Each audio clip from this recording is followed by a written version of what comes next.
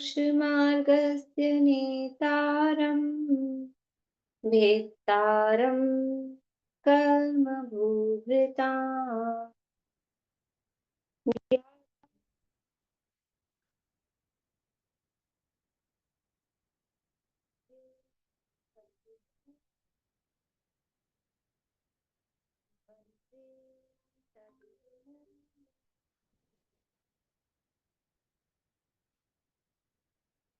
मोक्षमार्ग के नेता कर्म पर्वतों के भेदा और विश्व के सब तत्वों के ध्यायक चेतन संवेदा।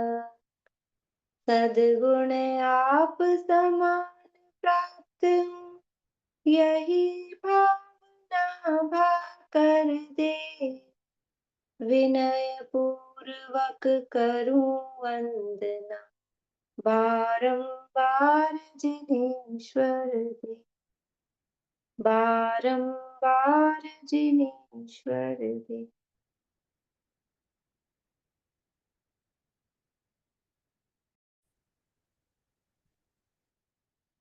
तत्वार सूत्र नामक ये महाशास्त्र है, उमा स्वामी महाराज द्वारा रचित। इसके अंतर्गत तीसरा अध्याय अपना चल रहा है और उसमें जो प्रकरण है, भरत और ऐवज क्षेत्रों में 6 काल का परिवर्तन होता है, उस काल परिवर्तन की व्यवस्था को यहाँ हम देख रहे हैं। तब तक हमने जो भोग भूमि के 3 काल थे उनकी चर्चा की और उसके बाद में कर्म भूमि में प्रवेश कर लिया था। ठीक है, भोग भूमि के 3 काल कौन कौन से हैं? भोग भूमि के 3 काल बोलिए कविता जी।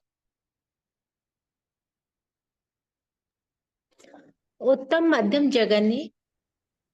काल कौन से? वे नाम वैसे बोल, बोल रहे हैं। काल अच्छा का नाम। नाम। सुकमा काल, सुकमा, सुकमा सुकमा, सुकमा दुकमा। पहले सुकमा, फिर सुकमा सुकमा और फिर सुकमा दुकमा।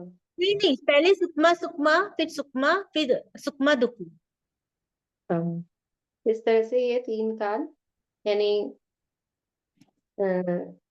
अवसर्पणी का पहला, दूसरा और तीसरा काल ये भूमि के काल हैं। और इसके बाद में जो अवसर्पणी का चौथा काल है दुखमा सुखमा नाम का, उस चौथे काल में कर्म भूमि प्रारंभ होती है। देखो नाम भी ऐसे हैं, थोड़ा अपन ने नाम पे विचार किया था। सुखमा सुखमा बहुत अत्यधिक सुख है, फिर सुख थोड़ा कम हुआ सुखमा, फिर सुख के साथ सुखमा दुखमा क्यों कहा तीसरे काल को? कि अंत होते होते वो कल्प वृक्ष वगैरह सब समाप्त हो रहे हैं और जो क्षुधा वेदना इत्यादि है उनमें भी धीरे धीरे वृद्धि होती जा रही है, इसलिए उसको सुखमा दुखमा कहा। ये चौथे काल को दुखमा सुखमा क्यों कहा? कि चौथा काल में भोग तो है, भोग नहीं है, कल्पवृक्ष नहीं है, इस अपेक्षा से तो दुखमा है, लेकिन मोक्ष की प्राप्ति यहाँ हो सकती है, सच्चे सुख की प्राप्ति यहाँ हो सकती है। सच्चे सुख की प्राप्ति मीन्स परिपूर्ण सुख। सच्चे सुख की प्राप्ति केवल चतुर्थ गुण स्थान तक की बात करें तो वो तो सभी कालों में हो रही है, पहले दूसरे तीसरे में भी, लेकिन जो परिपूर्ण मोक्ष सुख की प्राप्ति है वो इस काल में हो सकती है। इसलिए यद्यपि दुख है तथापि वो सुखमा है, दुखमा होने पर भी वो सुखमा है, इसलिए उसका नाम दुखमा सुखमा। पंचम काल का नाम दुखमा।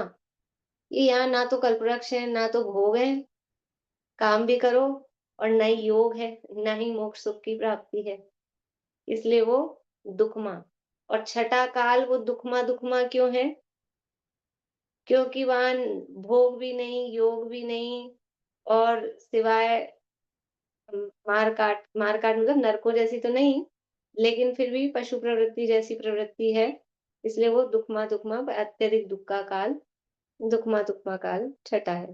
तो चौथे काल की चर्चा अपनी चल रही थी कि चौथा काल जो होता है उसमें महापुरुष होते हैं। बोलिए अंकल क्या हुआ? आवाज चालू कर लीजिए आपकी। ये छठे काल में सम्यक दर्शन हो सकता है क्या? नहीं, छठे काल में सम्यक दर्शन नहीं होता। नहीं हो सकता। जब नहीं। नरकों में हो सकता है तो छठे काल में नहीं हो हाँ, नरकों में हो सकता है लेकिन छठे काल में नहीं हो सकता है। ऐसी है। सकता। हाँ हाँ। बोली रेणु जी।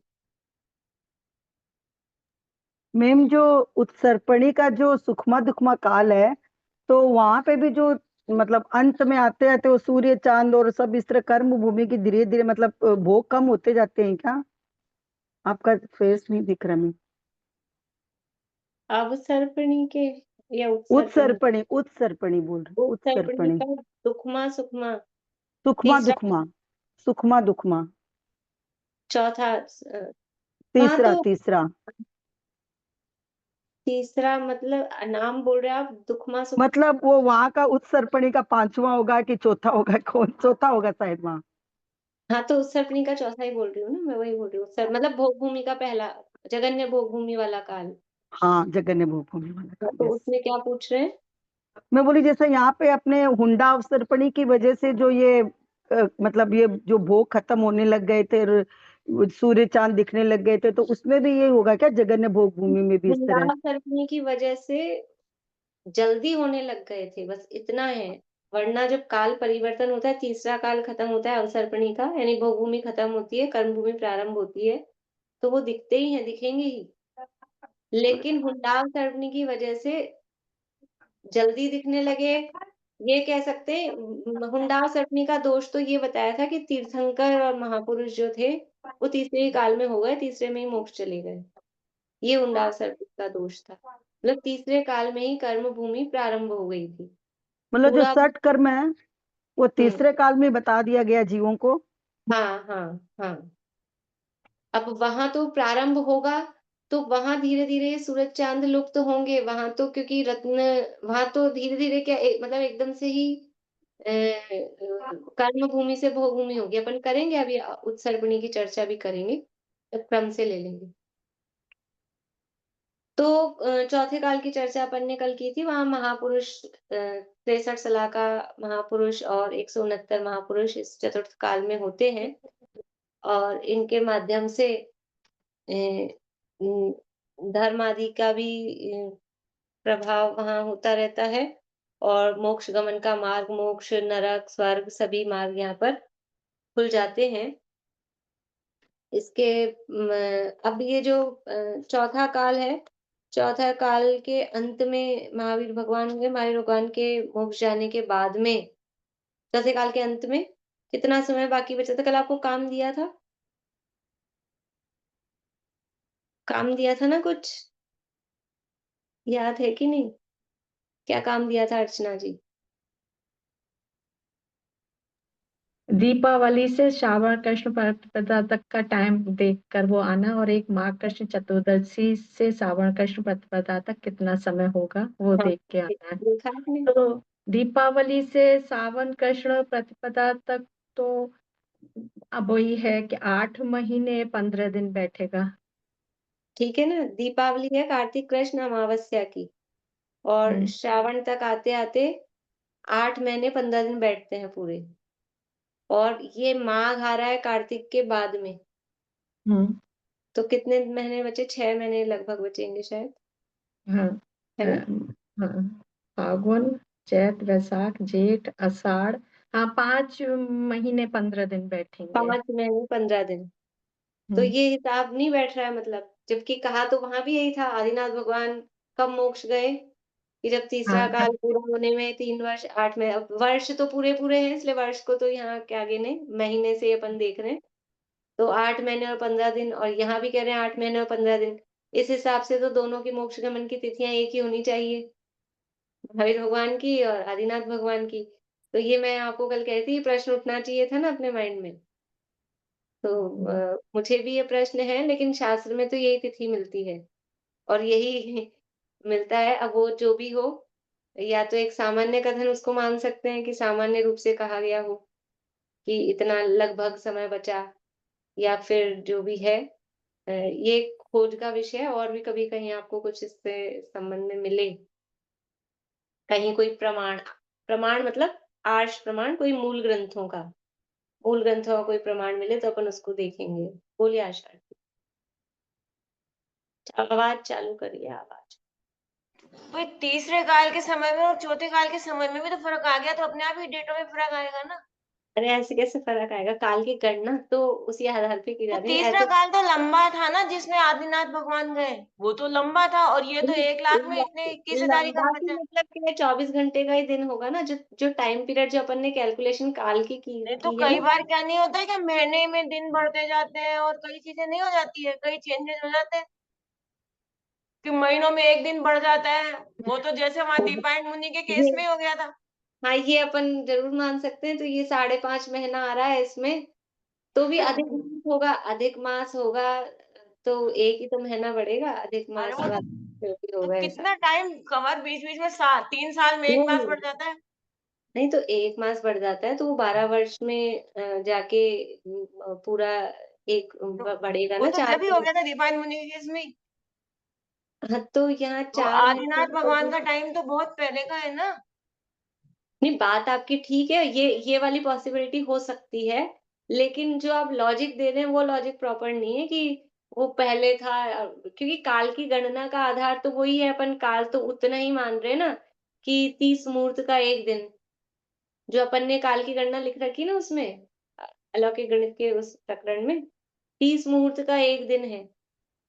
नहीं 48 तो मिनट तीस का एक तीस मुहूर्त, 24 तीसरा मिनट काल का तो एक मुहूर्त। तीसरा काल तो 2 कोड़ा कोटी सागर का है ना। तो उससे क्या फर्क पड़ता है? 2 कोड़ा-कुड़ी सागर का है तो तो इतने उससे क्या? टाइम में डेढ़ दिनों में चेंज ज्यादा हुआ होगा ना। नहीं, नहीं, 1 लाख कोड़ा कोटी सागर और उसमें तो फर्क आएगा ना। उससे क्या फ़र्क पड़ेगा? भई उससे क्या कि भाई फ़र्क जितने पड़ेगा? मैंने 1 मिनट सुनिए, फरवरी में 28 दिन होते हैं और जनवरी में 31 दिन होते हैं, तो कुछ फ़र्क पड़ेगा क्या?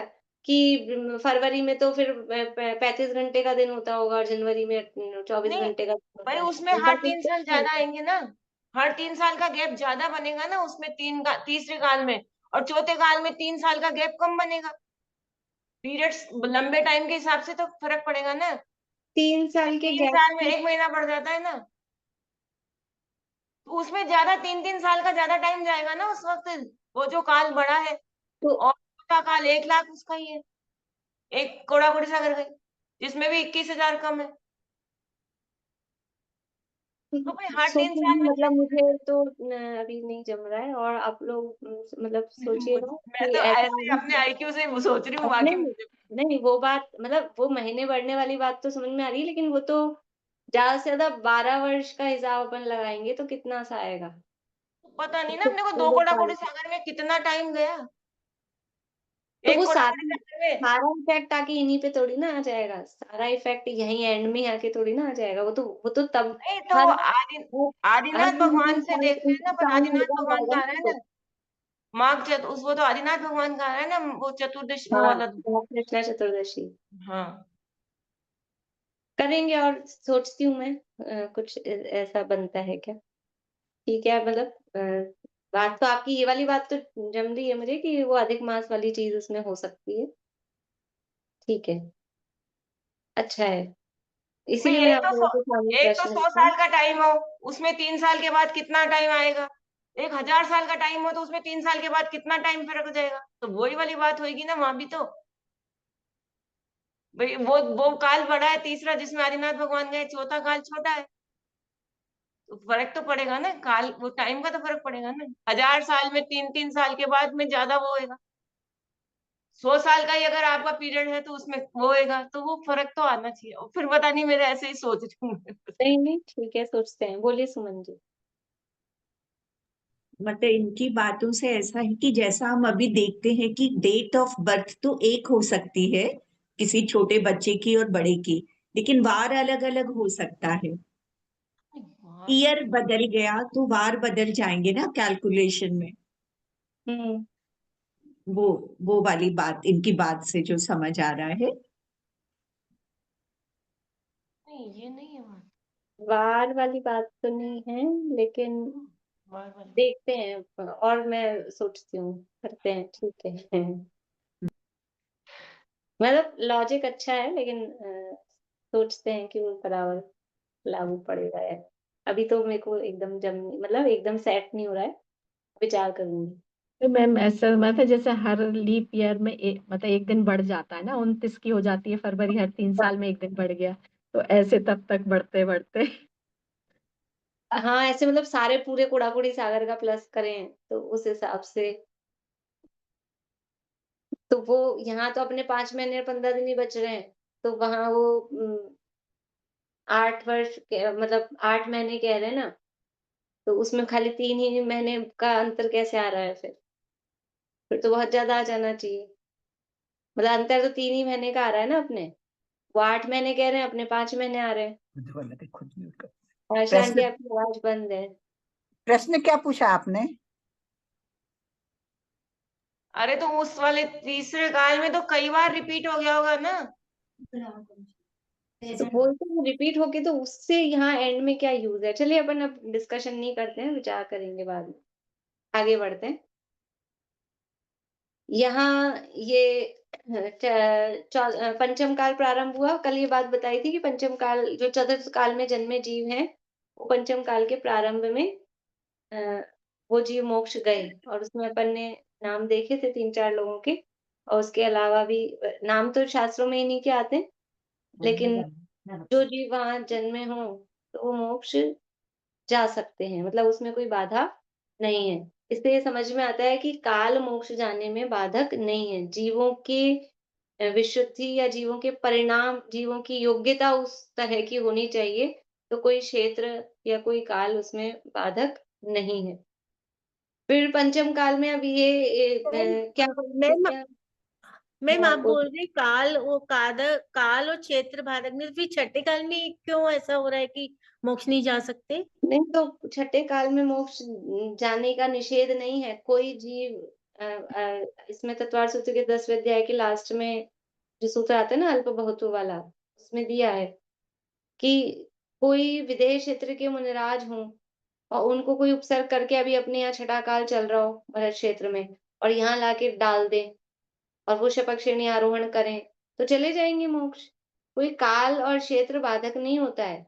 तो फिर प्रॉब्लम क्या है कि जो जीव छठे काल में उत्पन्न हुए हैं, उन जीवों की परिणति ही ऐसी होती है, उनके परिणाम ही ऐसे होते हैं, उनको धर्म का भाव ही नहीं आता है। वो जीव नरक और तिर्यंच से ही आए होते हैं और नरक और तिर्यंच में ही जाते हैं। तो उनको धर्म करने के, आत्मा का स्वरूप ध्यान करने के विचार ही नहीं आ रहे हैं, तो कहाँ से मोक्ष जाएँगे?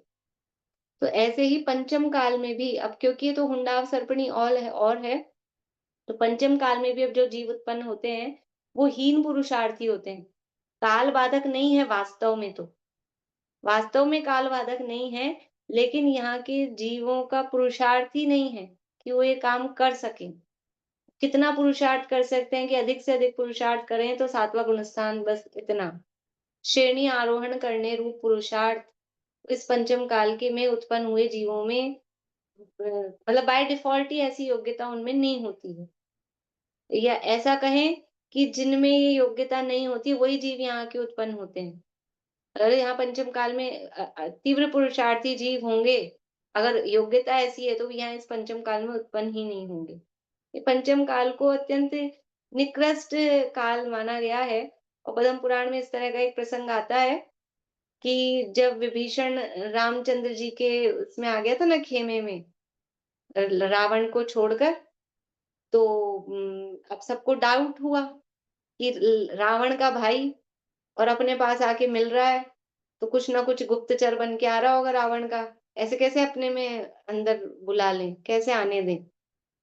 तो वो समझ गए विभीषण कि ये मेरे पे डाउट कर रहे हैं और सही भी बात है ना भई, डाउट करना बनता भी है। ऐसे कैसे वो भी भाई उसका कोई ऐसे काम होता, वर्कर होता तो भी सोचते कि भी चलो इधर ज़्यादा पैसा मिल रहा है या उसने डाँट फटकार दिया होगा तो इधर आ गया। उसका सगा भाई और ये इधर आ रहा है, तो डाउट तो होता ही है। तो वो बोलता है कि यदि मैं मतलब गलत हूँ, मतलब मैं आपका साथ नहीं देना चाह रहा हूँ, मैं मेरे में कोई मायाचारी हो, तो मैं मरकर पंचम काल का मनुष्य बनूँ। मतलब ऐसे बोलते हैं ना, जैसे अपन कि ये धरती फट जाए, मैं उसमें से मतलब इस तरह की जो प्रतिज्ञा लेते हैं, इस तरह का। तो उसने कहा मैं मरकर पंचम काल का मनुष्य बनूँ। मतलब वो चीज़ इतनी खराब है, पंचम काल में उत्पन्न होना अच्छी बात नहीं मानी जाती है। हीन पुरुषार्थी हैं, तो हम यहाँ इस निकृष्ट पंचम काल में उत्पन्न हुए हैं, यद्यपि हुए हैं, लेकिन फिर भी अभी हुंडा सर्पणी काल है ना, देखो हुंडा सर्पणी का मतलब ये है कि कुछ भी हो सकता है। कुछ भी हो सकता है मतलब जो नहीं होता है नॉर्मली वो हो जाता है। इसका नाम है हुंडा सर्पणी। तो खराब काम भी हो जाते हैं, जो जो नहीं होते वो खराब से खराब भी हो जाते हैं। तो ऐसा नियम थोड़ी ना है कि खराब ही होंगे, अच्छे काम भी हो सकते हैं। और ये हमारे साथ प्रत्यक्ष रूप से दिखाई दे रहा है कि ये हुंडा सर्पणी काल है। यहाँ धर्म की प्रवृत्ति कम ही होती है, निकृष्ट ही जीव यहाँ उत्पन्न होते हैं। लेकिन फिर भी हम जैसे जीव यहाँ भी उत्पन्न हुए हैं, धर्म में रुचि है, धर्म में लगे हुए हैं और आत्महित करने के लिए हम इतने जागरूक हैं। तो ये पंचम का हुंडा और सर्पणी काल का प्रभाव है कुछ, कि हमको ये आत्मा की रुचि लग गई है, इतने विषय कषायों के बीच में भी रहते हुए। तो हम खाली काल का रोना नहीं रोए, और फिर ये भी जादू हो सकता है, हुंडा और सर्पणी काल है ना, तो कहा तो ये है कि मोक्ष नहीं जा सकते, लेकिन हो सकता है कोई जीव इतना पुरुषार्थ कर ले और मुनि दशा धारण कर ले और श्रेणी चढ़ जाए, तो मोक्ष चला जाए। तो शास्त्रों में ये लिख देंगे कि हुंडा और सर्पणी काल के दोष के कारण ये व्यक्ति इस पंचम काल में भी मोक्ष चले गए। उसमें क्या है? करें तो करें तो पुरुषार्थ तो करें, काल बाधक नहीं है। काल हम केवल जिनवाणी में लिखा है पंचम काल में मोक्ष नहीं होता, तो ये सोच के हम पुरुषार्थ ही नहीं करें, तो वो पहले से अपन पुरुषार्थहीन है। हम तो अपना बेस्ट दें। बेस्ट दें मीन्स अपना बेस्ट पुरुषार्थ हम करें, और जो मिलना होगा वो अपनी योग्यता अनुसार हमको प्राप्त होगा। इसके बाद में ये शुद्ध की परंपरा कल हमने देखा था 683 वर्ष तक चलती रही। अब उसकी पूरी है, कितने अंग के धारी कौन-कौन से हुए, वो पहले किन्हीं प्रकरणों में अपन ने देखा हुआ है, मोक्षम प्रकाशक वगैरह में भी। अभी वो सब यहाँ नहीं ले रही हूँ मैं, बोल ही रही थी। मैम छठे काल में अगर नरक और निगोद से जीव आते हैं तो वापस नरक और निगोद में ही जाएंगे, भवनत्रिक भी नहीं बनेंगे, वो बन सकते हैं? नहीं, नरक तिर्यंच से ही आते हैं, नरक तिर्यंच में ही जाते हैं। अकेला निगोद की बात नहीं है, नरक तिर्यंच सामान्य है। हुँ। अब ये जो पंचम काल है, इस पंचम काल में क्या होता है, मतलब ये दुखमा काल क्यों है और इसको हीन क्यों कहा जा रहा है? कि यद्यपि अभी धर्म प्रारंभ में तो दिख रहा है, लेकिन बीच-बीच में मतलब इस पंचम काल में इस तरह के जीव उत्पन्न होते हैं जो धर्म का विध्वंस करते हैं, धर्म को नाश करते हैं, धर्म विरोधी होते हैं। इस तरह के जीव भी इसमें उत्पन्न होते हैं। तो प्रत्येक यानी पंचम काल प्रारंभ हुआ तो 500 वर्ष बाद एक उपकल्की होता है, और फिर उपकल्की होने के 500 वर्ष बाद एक कल्की राजा होता है। राजा हैं उपकल्की और कल्की नाम के राजा। यानी प्रत्येक हजार-हजार वर्ष के गैप से कल्की, और कल्की के 500 वर्ष बाद उपकल्की, इस तरह से पूरे 21 कल्की और 21 उपकल्की 21,000 वर्ष के पंचम काल में होते हैं। यानी पंचम काल प्रारंभ होता है तब से लेकर अंत तक 21 कल्की राजा और 21 उपकल्की राजा यहाँ पंचम काल में होते हैं। हजार-हजार वर्ष के गैप से होंगे, 21-21 है, 21,000 वर्ष का गैप है। तो कैसे होते हैं कि सबसे पहले पंचम काल प्रारंभ हुआ, 500 वर्ष बाद एक उपकल्की होता है, उसके 500 वर्ष बाद कल्की होता है, फिर 500 वर्ष बाद वापस से उपकल्की होता है, फिर 500 वर्ष बाद वापस कल्की होता है। तो एक कल्की से दूसरे कल्की में गैप कितना हुआ? 1000 वर्ष का। देखो फिर से ध्यान से, पहले पंचम काल के 500 वर्ष बीते, उपकल्की हुआ। उपकल्की के 500 वर्ष बाद हो गया कल्की, ठीक है? फिर कल्की के 500 वर्ष बाद वापस हो गया उपकल्की। उपकल्की के 500 वर्ष बाद वापस हो गया कल्की, ठीक है? ऐसे करके 500 वर्ष बाद उपकल्की, कल्की, उपकल्की, कल्की। तो अब मेरा प्रश्न ये है कि एक कल्की से दूसरे कल्की में गैप कितना हुआ? 500 या 1000? 1000 वर्ष का, ठीक है? एक उपकल्की से दूसरे उपकल्की में गैप कितना हुआ? 1000, ठीक है? तो जो ये हमने कहा ना हजार-हजार वर्ष के अंतराल से, तो 1000 वर्ष के अंतराल से उपकल की ऐसा, और हजार-हजार वर्ष के अंतराल से कल की और एक के बीच में एक वो आप होते जाते हैं। तो कल की और उपकल की मतलब कल की है, वो महान दुष्ट है, उपकल की है वो थोड़ा कम दुष्ट है, वो भी दुष्ट है। ये जो राजा हैं, ये दुष्ट राजा हैं, धर्म का विध्वंस करने वाले राजा उत्पन्न होते हैं, जैन धर्म से द्वेष रखने वाले होते हैं और जैन धर्म का विध्वंस करते हैं। तो इस तरह की प्रसंग अभी अपन ने अभी 3000 वर्ष लगभग बीत चुके हैं। तो 2 कल की और 2 उपकल की, 2 क्या 3-3 हो गए होंगे अब तक, है ना? अ समझ लो 500-500 वर्ष के गैप से। तो हमने इस तरह के प्रसंग सुने हैं बीच-बीच में कि धर्म का विध्वंस किया है, शास्त्रों को जलाया गया है, मूर्तियों को तोड़ा गया है, मंदिरों को तोड़ा गया है। तो कोई ज़रूरी नहीं वही कल्कि हो, लेकिन कुछ-कुछ राजा इस तरह के हुए हैं। तो अब शास्त्र में या जो तिलोत्पन्नति में नाम दिए हैं, उस तरह के नाम अपने को इतिहास में एकदम देखने को नहीं मिलते हैं। थोड़ा नामों में अंतर ज़रूर आ जाता है। नामों में अंतर ऐसे भी आ जाता है कि जैसे अपने यहाँ अ, नाम मिलता है श्रेणिक राजा और वहाँ इतिहास में नाम देते हैं अजातशत्रु, या तो श्रेणिक राजा का या कुणिक का, ऐसा वो नाम मतलब नाम अलग-अलग से हैं। जो नाम अपने यहाँ चलते हैं वो नाम वो नहीं लेते हैं। आप देखेंगे जो गवर्नमेंट की मतलब जो बच्चों को स्कूलों में जो हिस्ट्री पढ़ाई जाती है, उस हिस्ट्री में केवल जब एक धर्म वाला चैप्टर होता है, सोशल स्टडीज़ में होता है धर्म वाला चैप्टर, उसमें थोड़ा-सा बस जैन धर्म का थोड़ा-सा आधे पेज का जो वर्णन होता है, वो देते हैं। इसके अलावा सारी हिस्ट्री जो भी कुछ है, उसमें अन्य धर्मों वाली बात होगी और देश के जो भी होंगे उनकी बात होगी। कहीं भी आप देखेंगे तो जैन राजा हुए हैं या जैन धर्म का कुछ भी प्रभाव है, वो नाम भी नहीं है। इसका भी कारण ये है कि वो जैन धर्म से द्वेष रखने वाले लोगों द्वारा लिखे गए, और या फिर ये जब इनकी किताबें लिखी गई तो पावर में कोई हम जैनी नहीं रहे। जैनों ने अपना इस तरह का प्रभाव नहीं रखा कि हमारी भी ये चीज़ें इतिहास में ली जाए। अदरवाइज़ ऐसा नहीं है, बहुत बड़े-बड़े जैन राजा हुए हैं, जो अंतिम मौर्य शासक हुए। इस पंचम काल में मौर्य मौर्य तो सुना है ना? मौर्य शासन चला। तो अंतिम मौर्य शासक हुए चंद्रगुप्त, मुकुटबध राजाओं में। नाम सबने सुना होगा चंद्रगुप्त मौर्य, इतिहास सबने बचपन में पढ़ा ही होगा स्कूल में। तो वो जैन मुनि हुए, दिगंबर मुनिराज बने। और जो भद्रबाहु स्वामी की जिनकी समाधि वहाँ चंद्रगिरी पर्वत पर श्रवणबेलगोला में वहाँ हुई, वो इन्होंने चंद्रगिरी पर्वत वो कहते हैं चंद्रगुप्त मुनिराज जो मौर्य मुनिराज बने थे, उनके नाम पर ही उस पर्वत का नाम चंद्रगिरी पड़ा और वहाँ उन्होंने भद्रबाहु स्वामी की समाधि कराई। लेकिन इतिहास में आपको उनकी राज्यकाल का मिलेगा, चंद्रगुप्त मौर्य का सारा वर्णन ये वो। लेकिन वो मुनि बन गए दिगंबर मुनि, कोई इन्फॉर्मेशन नहीं, किसी को नहीं पता। वो दिया ही नहीं उन्होंने, क्योंकि वो जैन धर्म से द्वेष रखने वाले या जैन धर्म को क्यों हम, अगर वो इतना बड़ा राजा और वो ये लिख देते कि ये तो जैन मुनि बन गए, तो प्रभाव किसका आता?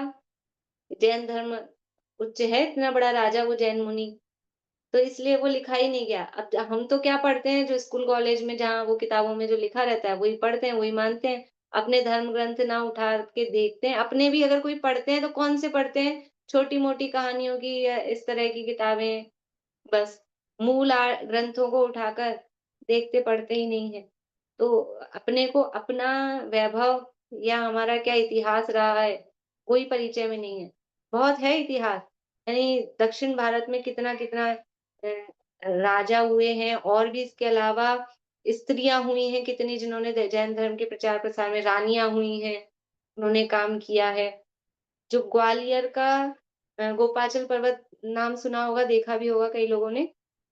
गोपाचल में तो जो मूर्तियाँ हैं वो हैं ही, इसके अलावा ग्वालियर का जो फोर्ट है, जो किला है, पूरे किले में जिन्होंने देखा होगा अंदर से, गोपाचल नहीं, जो दूसरा किला है, पूरे किले में जैन मूर्तियाँ ही जैन मूर्तियाँ हैं सब जगह, पूरे किले में, और इतनी बड़ी-बड़ी खड़गासन प्रतिमाएँ। क्यों? उसका कारण पता किया तो वो जो रानी थी वहाँ की, वो जैन थी। और उसने राजा से इसी शर्त पे शादी की थी कि मेरी मूर्तियाँ और मेरा मंदिर और ये बनेगा। तो उसने पूरे किले में मूर्तियाँ ही मूर्तियाँ, कभी आप लोगों का ग्वालियर जाना हो, तो गोपालचल तो सब जाते हैं। लेकिन जो ग्वालियर फोर्ट है, उस फोर्ट में आप देखेंगे मतलब देख के दंग रह जाएँगे। इतनी बड़ी-बड़ी विशाल खड़गासन प्रतिमाएँ और टूरिस्ट प्लेस बना हुआ है। कोई उनकी प्रक्षाल वगैरह नहीं होती। कई जगह तो काइयाँ मतलब वो पानी रिस-रिस के आता है ना पहाड़ में से। मतलब देख के वो दुःख भी होता है। गवर्नमेंट ने सब अपने अंडर में ले रखा है तो वो पूजन प्रक्षाल उसके लिए भी कुछ करना चाहिए मतलब समाज कुछ करता नहीं है, जो भी अब जो भी होता होगा। तो मैं तो उदाहरण दे रही हूँ देवगढ़ वगैरह में तो अपने को पता ही है कि वहाँ है ये सब। लेकिन और भी जगह हैं ऐसी, तो ये क्यों है कि राजा हुए थे और ये कोई चौथे काल के और ऐसे नहीं अभी पंचम काल के प्रारंभ में ही ये सब बने हैं, सब हुए हैं। और जो गोपाचल पर्वत की जो दशा है तो वो पता ही है कि मुगल शासकों ने उसको सब खंडित किया अपने और भी जितने भी सब हैं। तो ये इस तरह के राजा हुए, तो मतलब ये कल्कि उपकल्कि टाइप के जो जैन धर्म से द्वेष रखने वाले हैं, वो इस 500-500 वर्ष के अंतराल में उत्पन्न होते हैं। बोलिए अर्चना जी कुछ कह रहे हो? मैम आज रात को 8:30 बजे ये जैन धर्म के इतिहास पर ही राशि प्रोडक्शन की एक पिक्चर आ रही है, तो उसकी लिंक आई हुई है ग्रुप में। आप मुझे भेज आपको दीजिएगा, मैं भेज शेयर दूंगी। हाँ। ठीक। मतलब क्या है कि अपन लोग धर्म के अपने को अपने धर्म का ज्ञान ही नहीं है।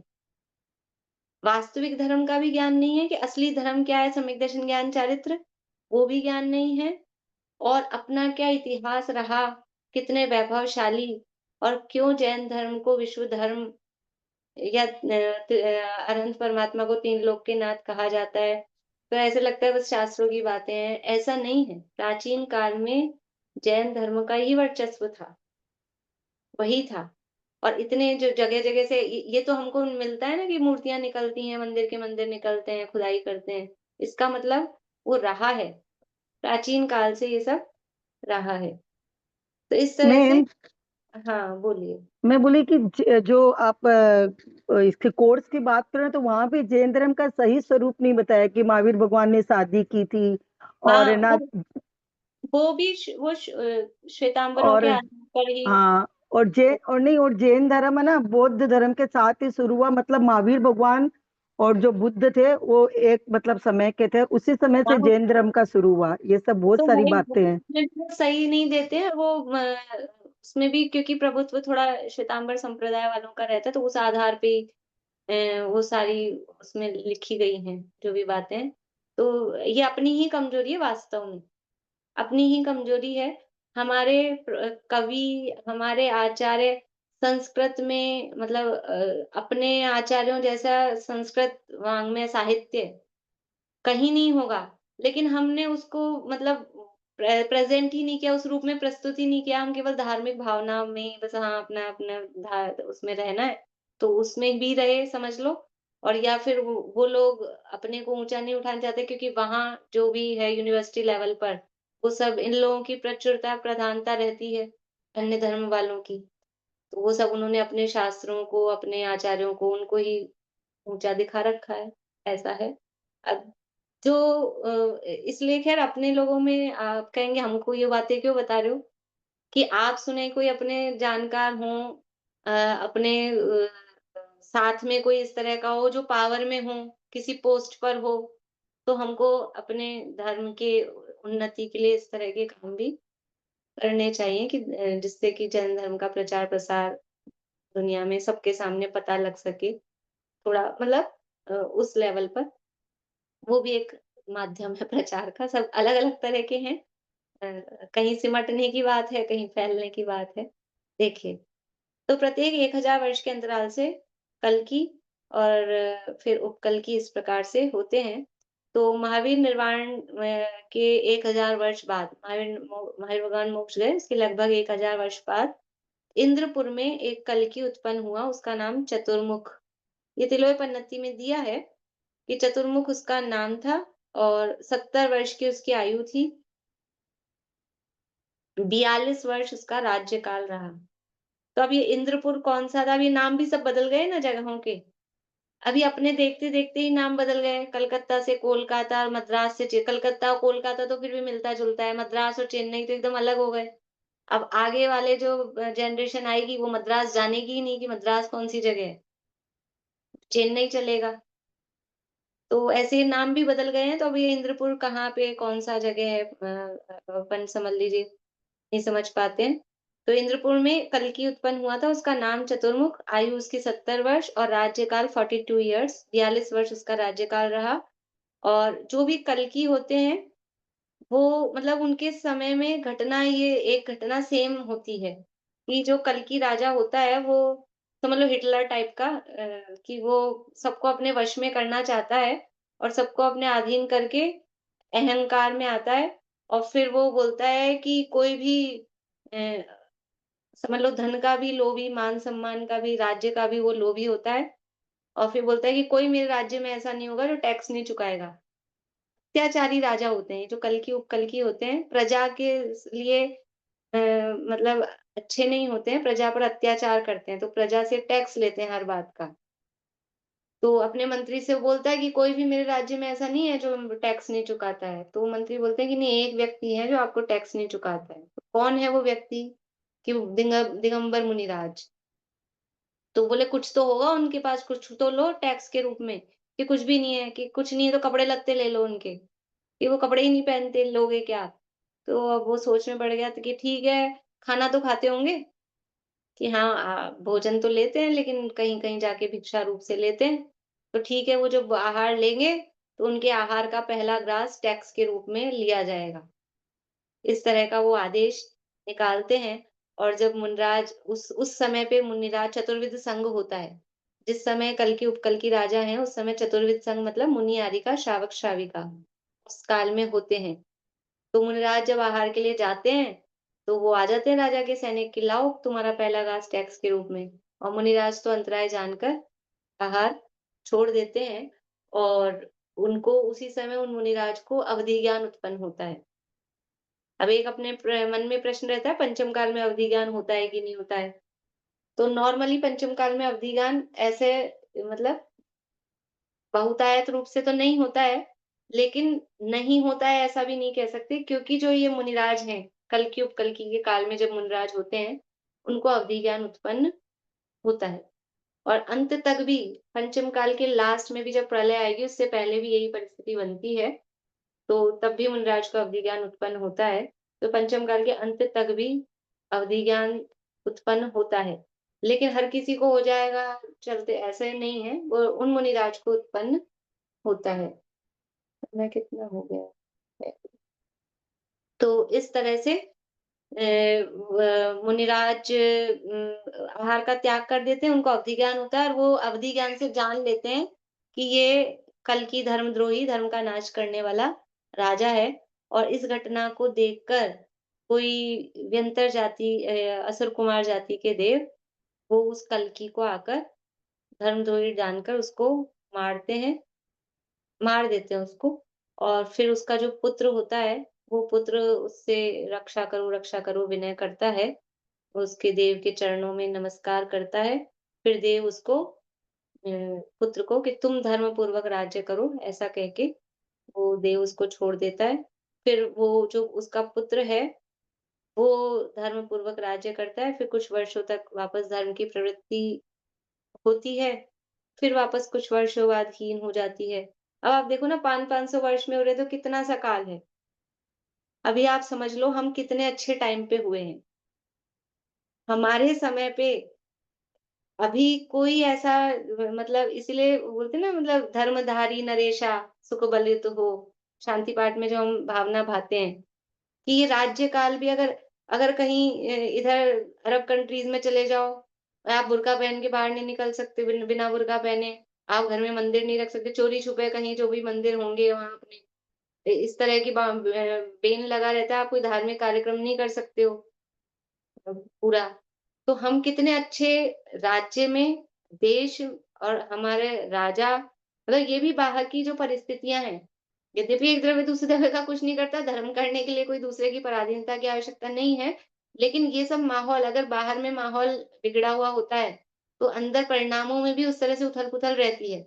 कोविड का जब माहौल आया, लॉकडाउन रहा, तो शुरू के 2-4 दिन, 10 दिन, तो वो कैसी हैवी मतलब ऐसी स्थिति थी ना, तो ये बाहर की सारी परिस्थितियाँ हमारे लिए अनुकूल है। कोई इस समय कल की उपकल की कुछ नहीं है, जहाँ चाहो, जैसे चाहो, जो धार्मिक आयोजन करना चाहो, कितने पंचकल्याण प्रतिष्ठाएँ, शिविर, आयोजन, विधान, चाहे जैसे आराम से हम कर सकते हैं। तो ये सब मतलब हमें तो अपने भाग्य को देखना चाहिए और हमको ये अवसर मिला है और फिर क्या होगा 2-4 100-200 साल बाद डाउनफॉल आने वाला है। हम इस समय पे हो गए हैं, बहुत अच्छे काल में हो गए हैं और फिर भी हम उसका लाभ नहीं लें, तो हमारे अभागे की महिमा। हमसे ज़्यादा अभागा कौन होगा? कि हम पंचम काल में उत्पन्न हुए, ये पाप का उदय था, लेकिन फिर भी हम पंचम काल के उस क्रीम टाइम पे उत्पन्न हुए हैं, जब यहाँ धर्म की धारा लगातार रूप से हमको मिल रही है, तो इसका लाभ हमें अवश्य ही लेना चाहिए। अवसर चूकने जैसा नहीं है। यदि चूक गए, तो क्या होगा? ये हमको विचार कर लेना चाहिए। बोलो सेजल, आवाज़ चालू करके बोलो।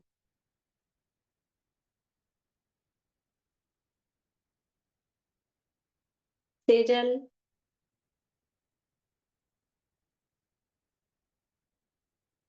चलिए सुमन जी बोलिए, आप बोलिए।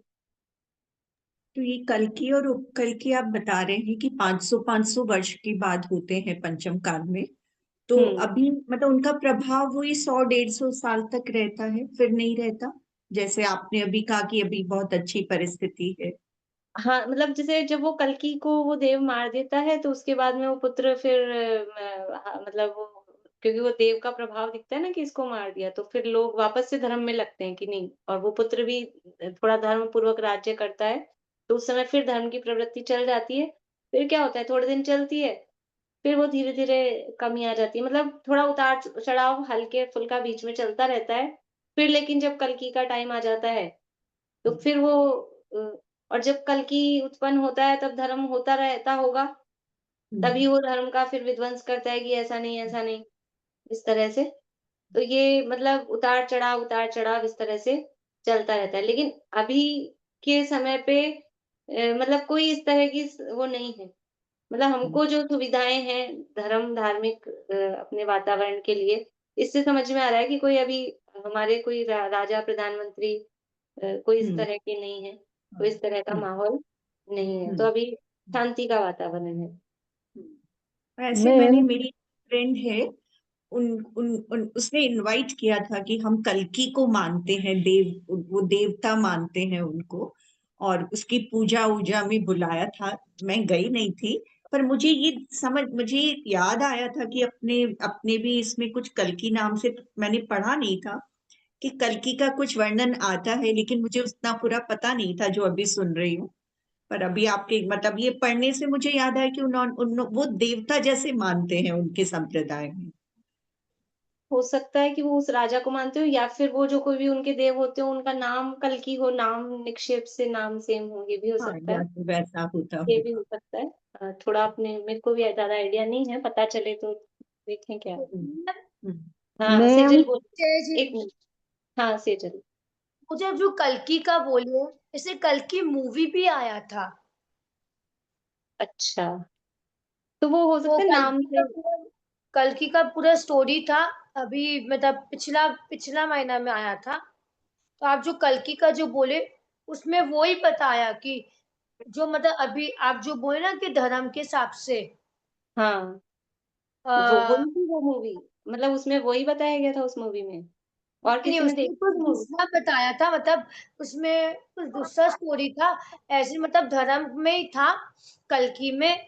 तो मतलब कि वो जो दुखमा सुखमा सुखमा वो सब जो तो हो सकता है किसी ने धार्मिक मतलब उस तरह से वो बनाई हो, जैसे आज ये कह रहे हैं ना इतिहास पे आएगी, तो हो सकता है मैंने देखी। अगर लिंक हो सेजल तो शेयर कर देना मेरे पास, अगर उस मूवी की ठीक है। लिंक और हो। ये ज्योति मैम, हाँ।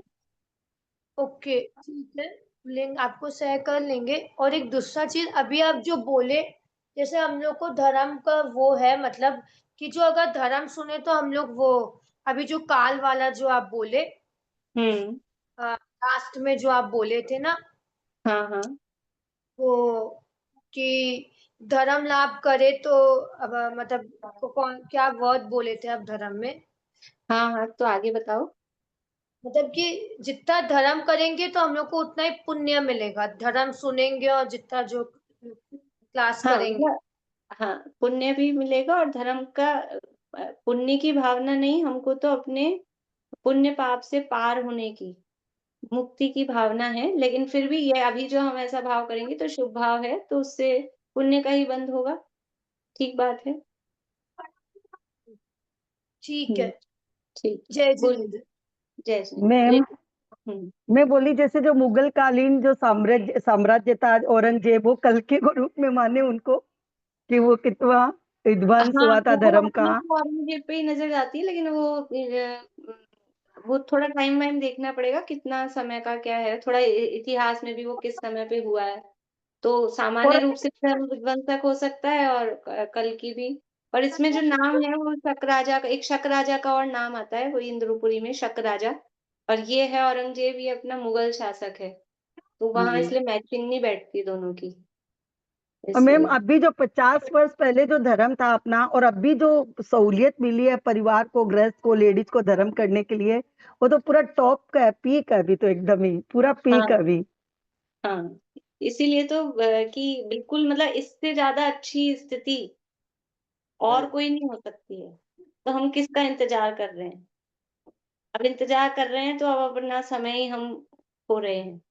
इसलिए ये जो समय मिला है उसका लाभ अवश्य ही लेना चाहिए, मतलब बिल्कुल नहीं चूकना चाहिए।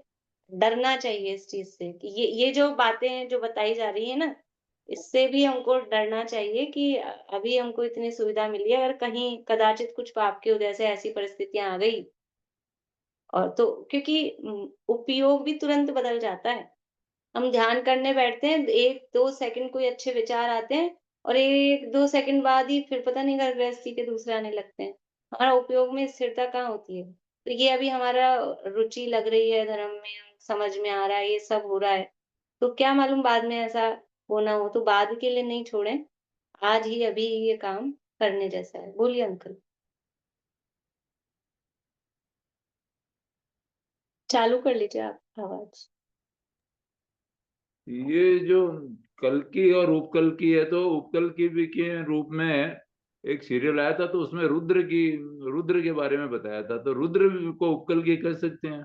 नहीं, रुद्र उपकल्कि नहीं होते, रुद्र तो चौथे काल में होते हैं, नारद और रुद्र तो चौथे काल में होते हैं, ये कल्कि उपकल्कि पंचम काल नहीं, में हो रहे हैं। पर वो जो दूसरे धर्म वाले हैं उनमें रुद्र का रूप रौद्र ही बताया है। अब वो हो सकता है, और या फिर नाम से रुद्र रुद्र नाम रख के ऐसा करते हो, लेकिन वैसे अपने हिसाब से क्योंकि रुद्र हैं वो तो चौथे काल में हो रहे हैं हाँ, वो तो रुद्र तो और अपने तो ये चौथे काल यहाँ में होते पंचम काल में हो रहे हैं, इसलिए सेम तो नहीं है। हैं। ठीक। और ये राजा ही होते हैं, राजा रूप से ही होते हैं, रुद्र राजा भी नहीं होते हैं। हम्म। नारायण प्रति नारायण के काल में ही रुद्र होते हैं। चलिए, इस तरह से ये चर्चा हुई। अब पंचम काल के अंत की कुछ ये बात करके छठा काल और फिर शेष चर्चा नेक्स्ट क्लास में करेंगे। अभी यहीं पूरा करते हैं। शाम को क्लास रखनी है क्या? आप लोग आएंगे सुनते वहीं आ जाएंगे स्मारक की? ठीक है। चिन्वाणी स्तुति प्रीति है क्या? प्रीति बोलोगी?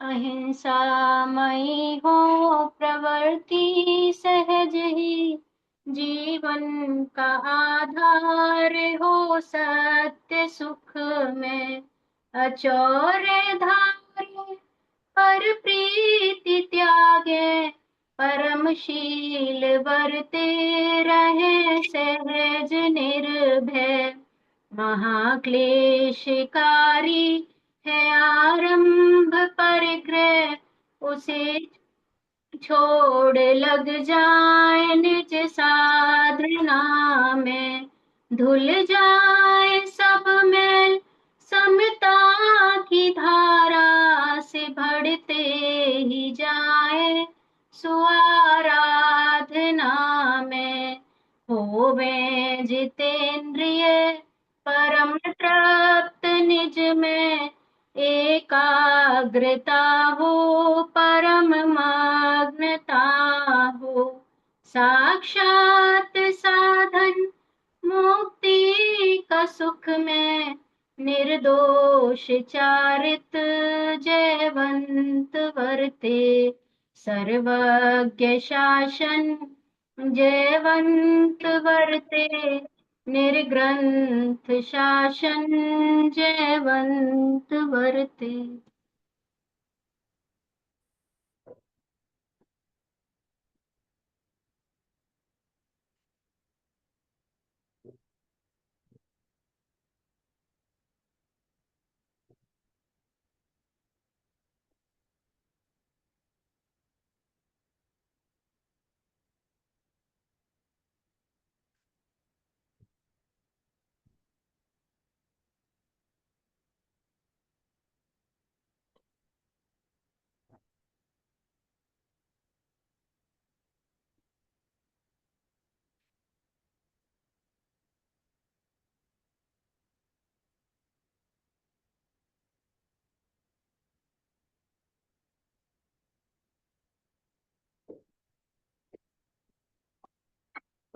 जय माता मेरी रानी माता, जय श्री सभी को। ऐसा मौसम सर्दियों में कभी कभी होता है ना।